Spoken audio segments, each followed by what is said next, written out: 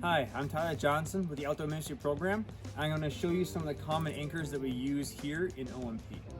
Okay, so to make a quad, you need a section of cord that's longer than a double length sling. It could be a triple length sling, a quad length sling, or 15 to 20 feet of cord. When you're making an anchor, you want to have 5.5 mil power cord by Sterling, which is the same strength as 7 mil nylon cord from other companies. So if you don't have power cord, you need to use 7 millimeter cord, a nylon climbing cord. Okay, so now the first thing I need to do to be making my quad with a cord is to attach my rope ends. There's many different knots you can use in order to put these two together. You can do a flat overhand with plenty of tail. I did it kind of fast, but you can look it up later. You can do a flat overhand with plenty of tail. But what I like to do is I do an overhand follow through. So on one side, I do an overhand knot. And then with the other tail, just follow it all the way around. And now it's connected in. Okay. So now what you want to do, you want to I hold the knot in one hand up here, keeping them out of the way, doubling it up. So now you have 4 strands.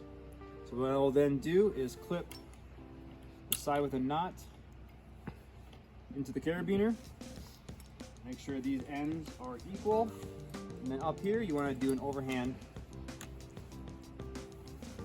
for this side.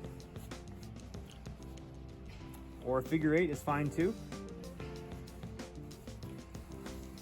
And then you want to do one more overhand for the other side, or a figure 8.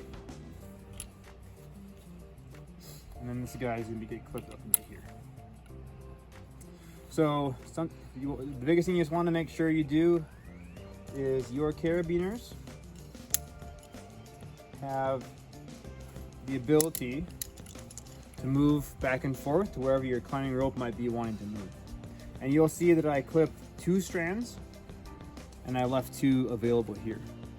You can clip 2 strands or you can clip 3 strands. I typically do 2 strands and I leave 2 available. And that way it keeps it redundant as well. So over here I have my 2 carabiners already in place, and I've tied my 5.5 power cord, or if you have other cord, it needs to be at least 7 millimeters in thickness. That's the standard. You want to tie the 2 points together, and you can see how long of a cord I have. So I might need to do something a little bit different in order to make it the right size. So first I'll clip in where the knot is to keep him out of the way. And then I'll clip in the other side over here. So if I want to have my master point really, really long, I can keep it this long. And now what I do is I do an overhand or a figure 8 on a bite.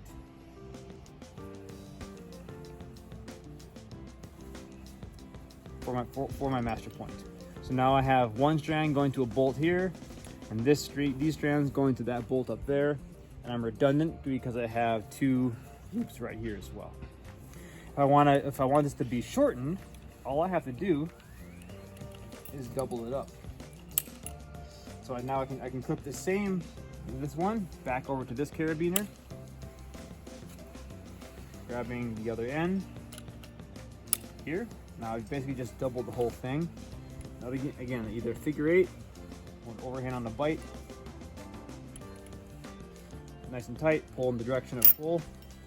And now you have your static anchor as well, just a little shorter. So here I have my anchors, my carabiners, and I'm going to use a double length sling for right here, making this anchor. So clip one side in, and then once you clip one side in, I go ahead and I put the other one in. And now you pull, and then what you do is you pull down the middle so it comes together, put in a turn, and then you put your master point carabiners opposite and upside down. And then when the rope goes through there, give them a lock. Once those guys are in, the next thing I'm going to do is put an overhand knot, one on this side and one on this side. And what that does is it makes it redundant. So that if one side happened to fail, that will catch it. I often don't use this anchor much for cragging, because there's other really good anchors to use as well. But sometimes it's good to have multiple tools and multiple things you can do and ways to build an anchor depending upon what you come across. Or if you want to be equalizing two pieces to one for building a trad anchor in the future, this is also really helpful as well.